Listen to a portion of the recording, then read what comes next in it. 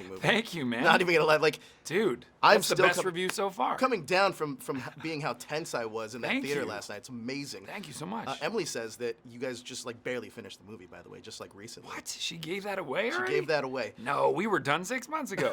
No, it was, I think you can feel it's a whole lot of departments and a whole lot of people making this movie in a way that I've never really, everybody always says that there's 300 people working on this movie. There were 300 people making this movie perfect in my version of this, because I couldn't have done it without these people. And a lot of these departments were finishing, I guess I would say that if this was a painting, it would be still dripping as people were watching it. It was finished really recently, but at the same time, because everybody was so intensely passionate about the project. Man, the acting, the sound mixing, Thank you. editing, everything.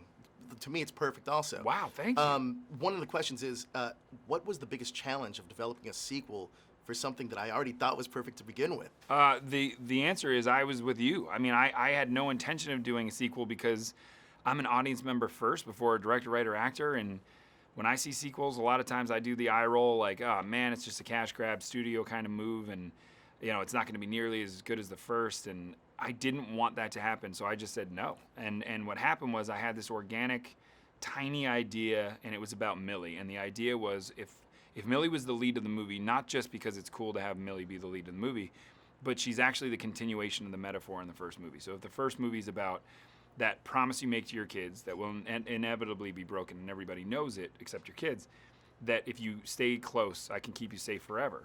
Well, when that promise is broken, I think that's what growing up really is. So if the first movie is a love letter to my kids from me, what I thought it was meant to be a parent, this one is a hopeful, sort of futuristic dream that I have that my kids will be this courageous, this optimistic, this hopeful in no matter how dark life gets, that they'd still light a candle and try to soldier on.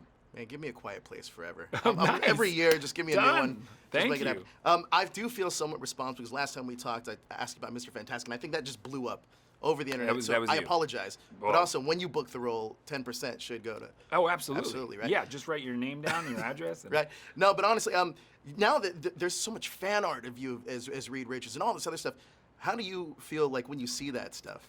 I only just became aware of it recently. Somebody actually just said it today that I'm being drawn like him, which I didn't know. I've seen the fan art, like that guy Boss Logic has done some incredible stuff. I feel indebted to him because whether or not it happens, at least I can feel like it did, because I'll just throw that on my wall and say that I did it. No, it's one of those things where I haven't really been a part of something where, the Twitterverse internet gets behind me for a role with certainly of that caliber. And I love the Marvel movies. I love everything Kevin Feige does. The dude's a genius. So in him I trust. If he wants me to do something like that, I would love it. So talks are happening is what we're saying. No, I'm just kidding. it's not. But no, thank Unless you. you know him, we should call him right now. Right.